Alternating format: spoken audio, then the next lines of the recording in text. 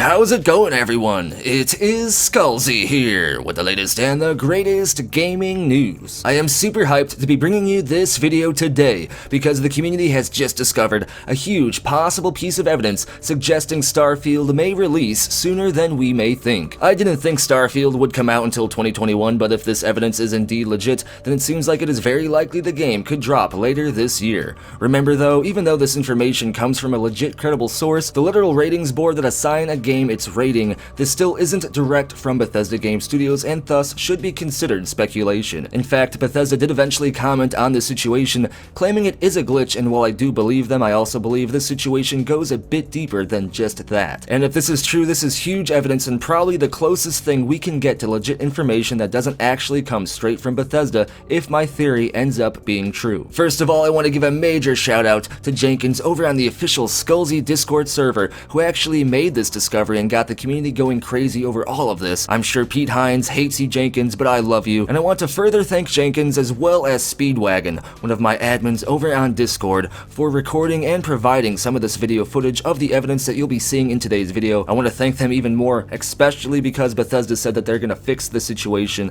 so no doubt by the time that you watch this video, all of this will be gone. Either way, I want to get to the information because I'm literally shaking so much from hype that I'm having trouble containing myself for this video, and here is the situation. As of a few days ago, a strange glitch occurred over on the official German Starfield website. In order to see this glitch, you have to actually live in Germany or use a VPN, but what happens is when you load the website, as you can see here, for a brief moment an official USK 18 rating shows before it is replaced with a provisional rating. And while this may seem like this could be nothing more than just a glitch in the code or some sort of anomaly, what I believe is actually happening is the official USK rating for Starfield has been given, but isn't being made public yet until Starfield has officially been announced. This type of thing has happened before with games in the past, but that isn't the huge news here. The thing is, in order for a game to get a USK rating, it has to be completely finished. Every bit of content needs to be tested by the USK board, including all of the game's weapons,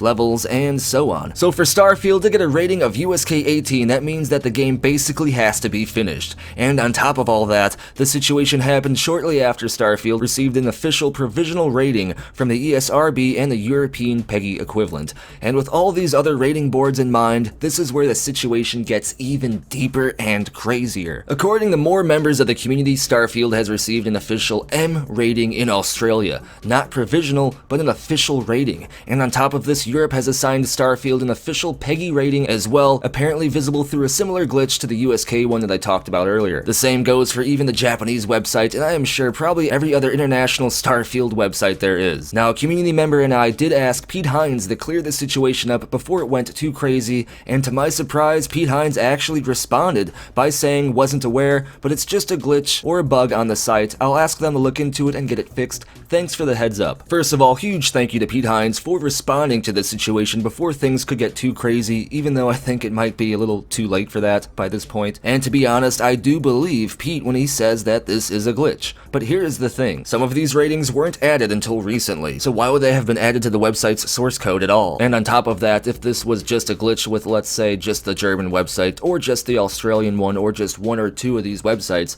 I'd say it probably doesn't mean anything at all and is likely just a technical anomaly. However, the fact that Starfield received official provisional ESRB and PEGI ratings recently, combined with the facts that this strange website glitch occurs with literally every different national games rating board out there on the Starfield website, I'd say chances are pretty high that Starfield has indeed received an official rating all over the world behind the scenes, and that Pete Hines was indeed telling the truth about this being a strange glitch within the websites themselves. But the thing is, these glitches didn't really start happening until very recently, and when we think about just why the official ratings are hidden in the different international Starfield websites in the first place, things begin to make a bit more sense. Something is coming, and it might happen a lot sooner than we may think. Now, like I always say, don't overhype this situation, as anything that doesn't come direct from Bethesda Game Studios needs to be considered solely 100% speculation. However, riddle me this. If this was indeed some sort of low-level glitch, why did every international Starfield website get its own specific rating written into the website's code, specific for the country the website is for? These official ratings had to come from somewhere. Are you telling me that the ZeniMax website programmers just guessed all of these official ratings, or just copy and pasted something, went and got the JPEG of each and every logo and rating for each and every country's ratings board, and did all of this just because literally no reason? Even if it is just a glitch, all of this work was done on purpose, with a specific goal in mind, and the fact that we were able to see all of these official ratings was the glitch, and was purely accidental. It doesn't dismiss that this is actually happening, or any of the other stuff that I talked about in this video, but either way, I think that this is a sign, and this further increases the chances of a Starfield 2020 release, or at best, at least, a Starfield 2020 showcase. As always though, remember, this is speculation. Speculation! I'm shaking you and telling you this! This doesn't come straight from Bethesda, and in my opinion, the safest bet for a Starfield release date estimation is still 2021. That way you don't get your hype crushed if something doesn't happen this year for whatever reason. As always, what I want to know though is, what do you think about all of this? Let me know what you think down in the comments below, and if your comment wins the internet, you may get featured in a future video. Be sure to like the video if you enjoy the content, and if you want to stay in the know when it comes to the latest gaming news, hit that subscribe button and turn notifications on so you don't miss the latest uploads. Follow me over on Twitter for other news that doesn't quite make it into my videos, as well as channel updates, and check for links down in the description below for official Skullzi merchandise, the official Skullzi Discord community server where all of this stuff originally happened. And if you want to have your hand in providing future content, there are links on how to be an exclusive channel member here on YouTube or over on Patreon as well. And as always, thank you for watching. Be sure to tune in next time when hopefully Pete Hines doesn't hate me for having this theory and making this video.